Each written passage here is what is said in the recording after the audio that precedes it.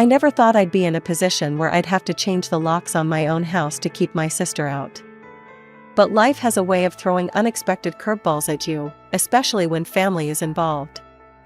Let me start from the beginning. I'm Emma, and I have an older sister named Sabrina.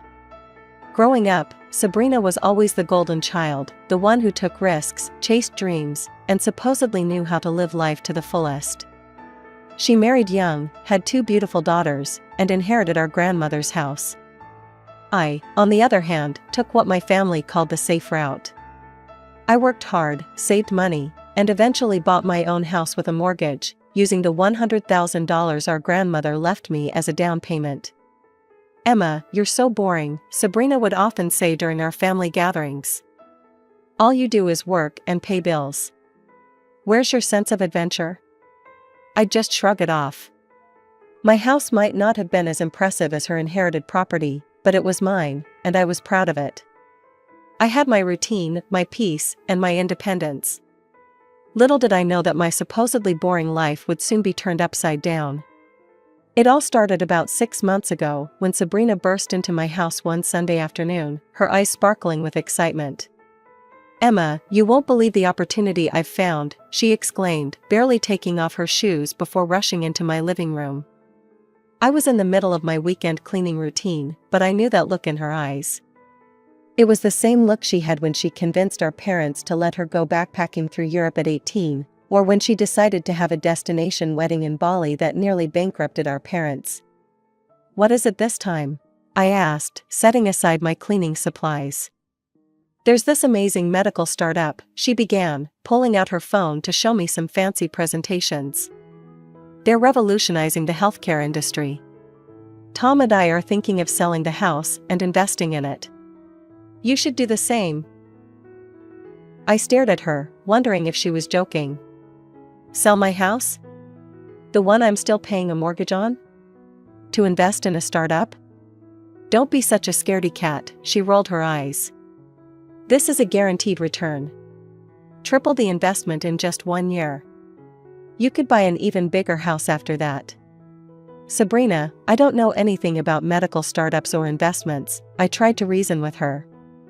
"And I'm perfectly happy with my current house." She looked at me with that mixture of pity and disappointment I'd grown used to over the years. "This is why you'll always be stuck in the same place, Emma. You're afraid to take risks, to grow. You're just stagnant." The conversation quickly turned into an argument, with Sabrina calling me a loser for not jumping at this amazing opportunity. When I expressed concern about her risking her family's only home, especially with 2 young daughters to think about, she just laughed. The day after Sabrina's visit, I went to see our parents, hoping they might talk some sense into her. I should have known better. Mom was in the kitchen making her signature lasagna when I brought up the conversation with Sabrina. "Your sister told me about the investment opportunity," Mom said, not even looking up from her cooking. "I think you should seriously consider it, Emma." "Mom, she's talking about selling her house, her only house, and putting all that money into some startup we know nothing about." Mom put down her spatula and turned to face me, wearing that expression I'd seen countless times growing up, the one that said I was disappointing her yet again. "Why can't you be more like your sister?" she sighed. "Sabrina is always striving for self-development. She's not afraid to take risks. But you?" She shook her head. "You're just lazy, Emma. You don't want to change your life for the better." Over the next few weeks, I tried everything to convince Sabrina to reconsider. We had countless phone calls that all ended the same way. "Emma, this is my chance to get rich quickly," she'd say. "Stop being such a party pooper. This is a legitimate investment opportunity." "Have you even researched this company?" I asked during one of our calls. "Have you talked to a financial advisor?" But Sabrina wouldn't listen. She sold her house and invested most of the money in the medical startup. With what was left, she and Tom took their daughters to the Maldives, renting a house there while they waited for their dividends to roll in. The photos started flooding my phone almost immediately. Sabrina on pristine beaches, her daughters playing in crystal clear waters, sunset dinners by the ocean. Each picture came with a caption designed to twist the knife. Living my best life, while some people are too scared to chase their dreams. This could have been you, sis, if you weren't such a chicken. Another day in paradise, while the boring people stay home. Even our parents got in on it. During our weekly family dinners, they'd look at Sabrina's latest Instagram posts and sigh. You see, Emma, Dad would say. You could be there too if you weren't so careful all the time. Your sister really knows how to live, Mom would add.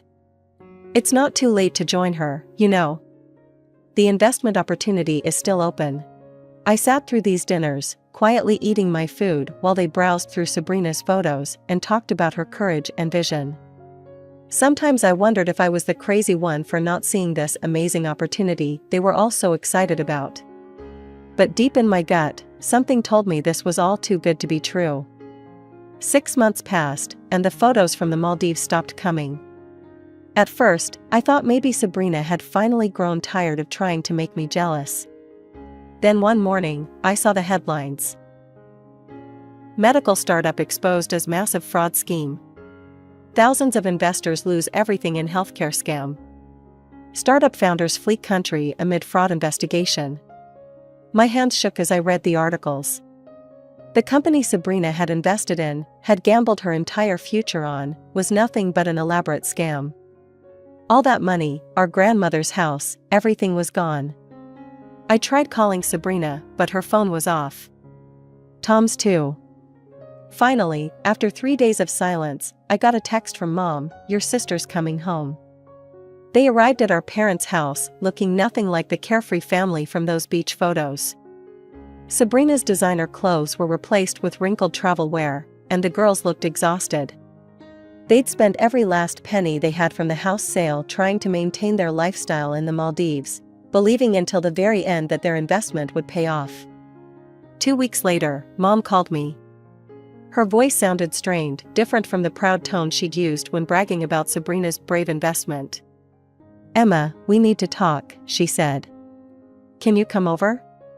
When I arrived, the house was chaos. Toys scattered everywhere, suitcases still half unpacked in corners, and the sound of my nieces running around upstairs. Mom looked exhausted, with dark circles under her eyes. I can't do this anymore, she confessed, slumping into a kitchen chair. Our house is too small for all of us.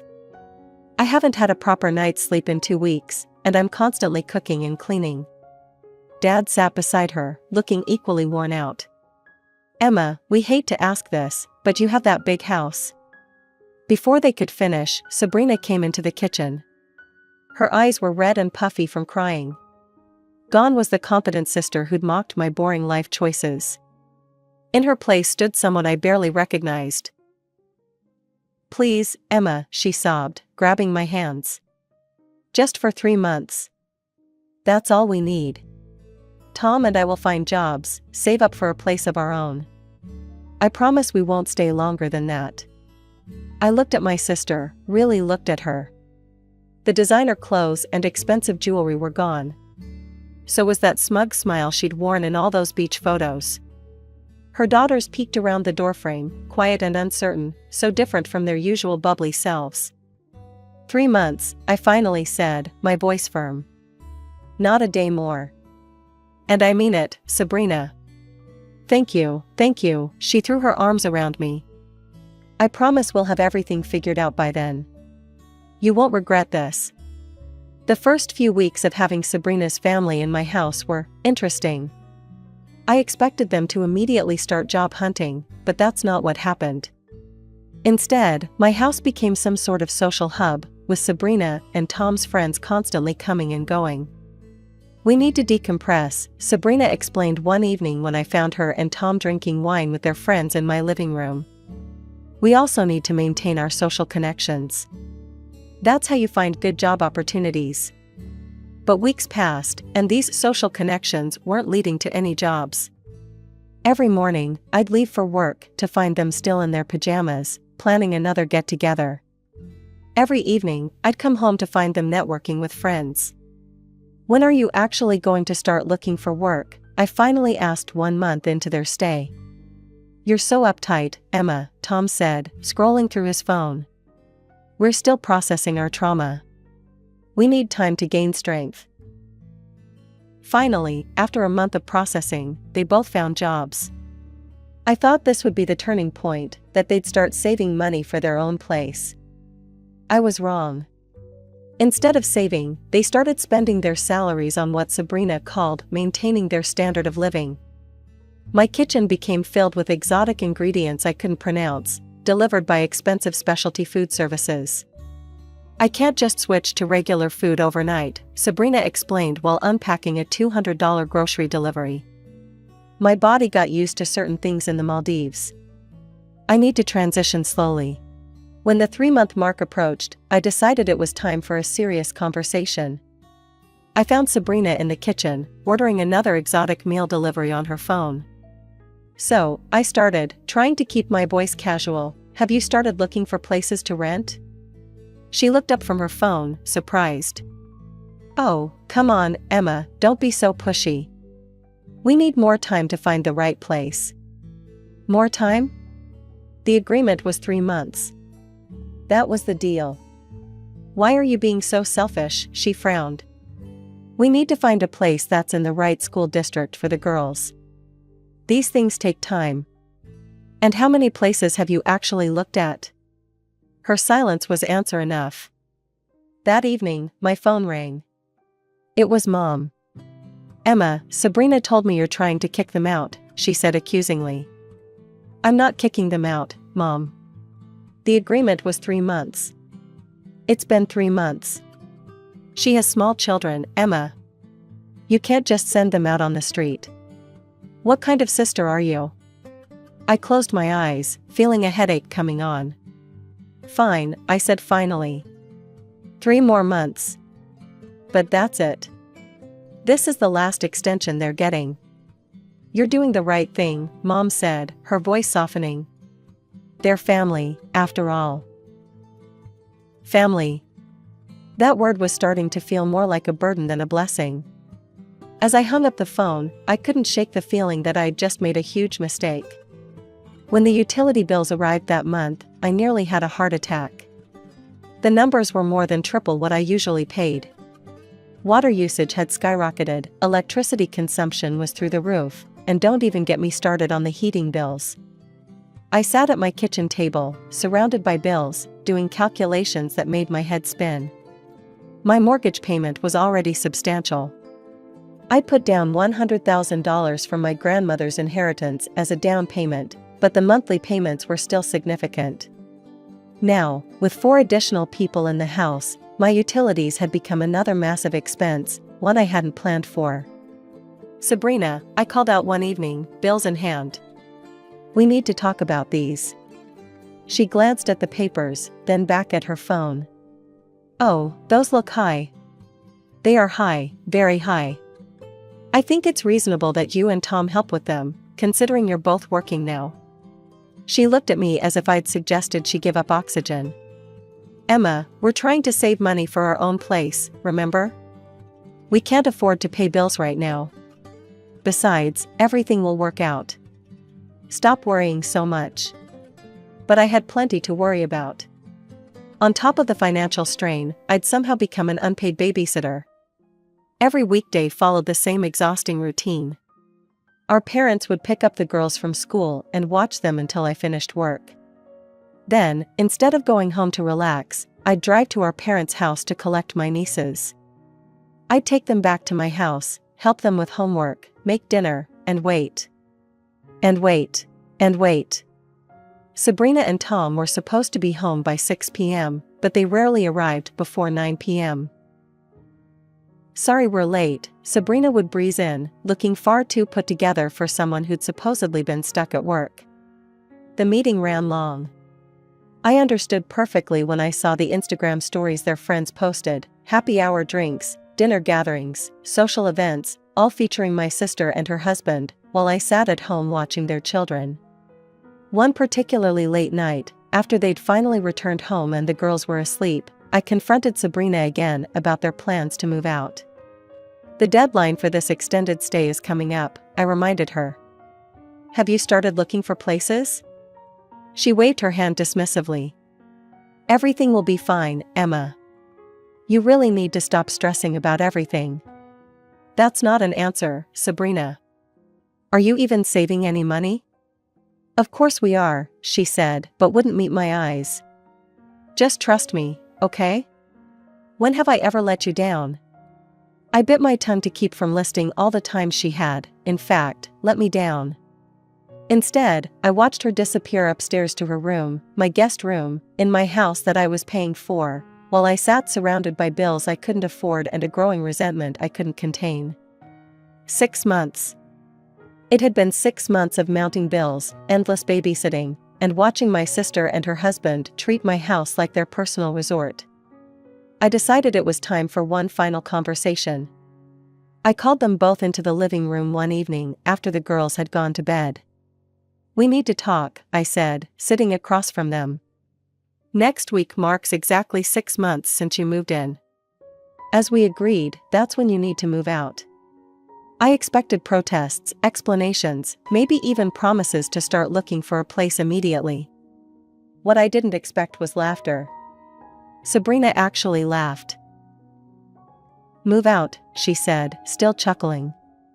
Oh, Emma, you can't be serious. I'm completely serious. The agreement was 6 months. That was already double the original time we discussed. Sabrina exchanged an amused look with Tom before turning back to me. But why would we move? The girls love it here, we're all settled in, and let's be honest, this is good for you too. Good for me? I couldn't believe what I was hearing. Of course. Think about it, Emma. You're getting real-life experience in taking care of a family. It's perfect practice for when you finally settle down and have kids of your own. You should be thanking us, really. I sat there, stunned into silence, as Tom nodded in agreement. Plus, he added, spreading his arms wide, this is a wonderful house for a large family. There's plenty of room for all of us. No point in having all this space just for one person, right? They continued talking, making plans about future room arrangements and discussing how we could optimize the space better, but I'd stopped listening. In that moment, I realized something that should have been obvious from the start: they had never intended to leave. All the delays, the excuses, the promises, they had been playing me this whole time. I nodded along with whatever they were saying, letting them think they'd won. But inside my head, a plan was already forming. The next morning, I called my office and scheduled a vacation day for the following week. Then I started researching locksmiths. 7 days later, I woke up early and got dressed as if I was going to work. I waited until Sabrina and Tom had left for their jobs, then sprang into action. The locksmith arrived at 9 a.m. sharp. While he worked on the locks, I started on the bedrooms. 6 months of their lives had spread through my house like an invasive species, but I was determined to root it all out. I worked methodically, room by room, packing their clothes, books, toys, and all their belongings into cardboard boxes. Their expensive organic groceries went into separate boxes. Their toiletries were carefully wrapped and packed. The girls' toys and school supplies were organized and labeled. I was angry, yes, but I wasn't going to be cruel about it. By early afternoon, the locksmith had finished installing the new locks, and I'd filled my garage with neatly stacked boxes, containing every trace of their presence in my house. I stood in my newly emptied guest rooms, looking at the bare mattresses and empty closets, feeling a strange mixture of guilt and relief. As evening approached, my phone started buzzing with calls from Mom. I watched it ring and ring, each time her name flashing on the screen. I didn't answer. Then the texts started coming. Emma, where are you? The girls are waiting. Emma, this isn't funny. Come get the children now.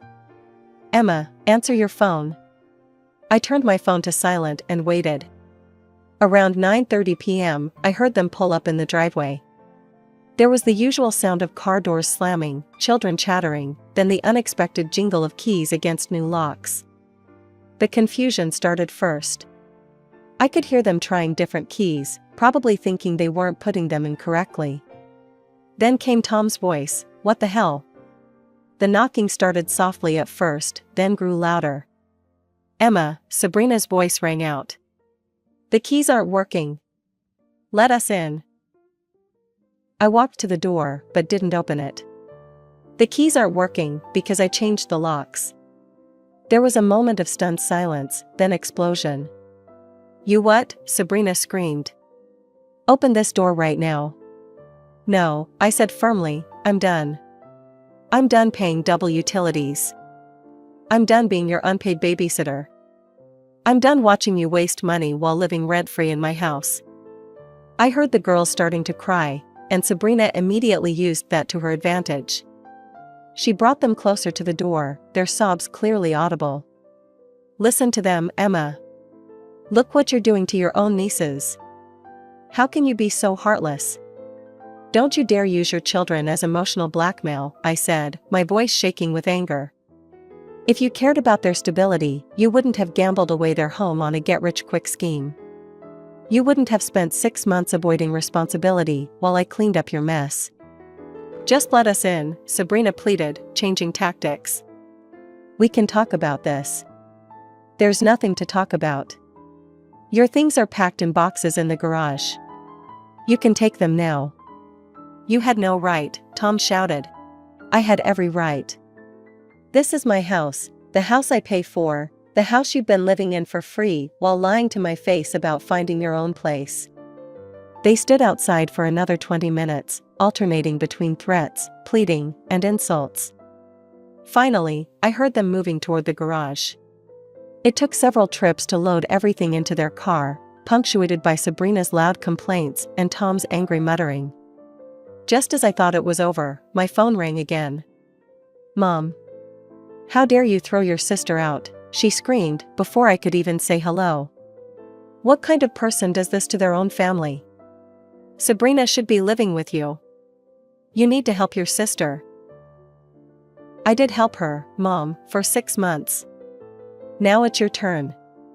Let's see how you like having them live with you for half a year." The line went dead. I stood in my empty, quiet house, feeling simultaneously terrible and relieved. I knew this wasn't over, not by a long shot, but for the first time in 6 months, I could breathe freely in my own home. The aftermath of that night was exactly what I expected. Within days, my phone was flooded with messages and calls from relatives I hadn't heard from in years. Apparently, Mom had been busy spreading her version of events. At first, I tried to explain my side of the story. I spent hours on the phone with aunts, uncles, and cousins, detailing the 6 months of financial strain, the broken promises, the constant babysitting. But it was like talking to a wall. They'd already made up their minds, based on Mom's narrative of the cruel sister who threw her family out on the street. Eventually, I stopped trying to defend myself. Let them think what they wanted. I had my peace back, and that was worth more than their approval. Then, about a month after everything happened, my friend Rachel called with some interesting news. "You're not going to believe this," she said, trying to contain her laughter. "Your parents kicked Sabrina out. Apparently, your mom couldn't handle it anymore. Said something about them treating her house like a hotel and never helping with anything. Sound familiar?" I couldn't help but laugh. 6 months I'd dealt with it, and my parents couldn't even make it through one. But the real kicker came a few weeks later when my cousin Jessica reached out. She'd always been the family gossip, but for once, I was grateful for her tendency to share everything she heard. "Emma, you need to hear this," she said. "Sabrina and Tom found an apartment, but guess what they're doing with their money now? They're investing in some space startup. Sabrina's going around to all the relatives, telling everyone how this is going to make her rich. Says she's going to buy a house twice the size of yours." "Are you serious?" I pressed my hand to my forehead. "After everything that happened?" "Oh, it gets better," Jessica continued. "She's trying to get everyone to invest with her. Says it's a ground floor opportunity or something like that. She came to my house last week with all these fancy presentations about space mining or whatever." I felt a weird mix of emotions, frustration, pity, and something close to relief. Relief that I'd gotten them out when I did, before they could try to drag me into another one of their schemes. These days, I don't talk to Sabrina anymore. Sometimes I miss my nieces, but I know this distance is necessary. I see their photos on social media sometimes, Sabrina still posting about their exciting investment opportunities and upcoming wealth. I hope she'll figure things out eventually, but I'm done trying to save her from herself. As for Mom, we haven't spoken since that night. But through the family grapevine, thank you again, Jessica, I heard she's been singing a different tune lately. Your mom was at Aunt Linda's last week, Jessica told me. She actually defended you. Said she finally understands why you did what you did. Apparently, living with Sabrina opened her eyes to how difficult it is to share your space with people who don't respect your boundaries. I just smiled when I heard that. Sometimes people need to experience something themselves before they can understand your perspective. Mom might come around eventually, and if she does, I'll be here. But this time it'll be on my terms.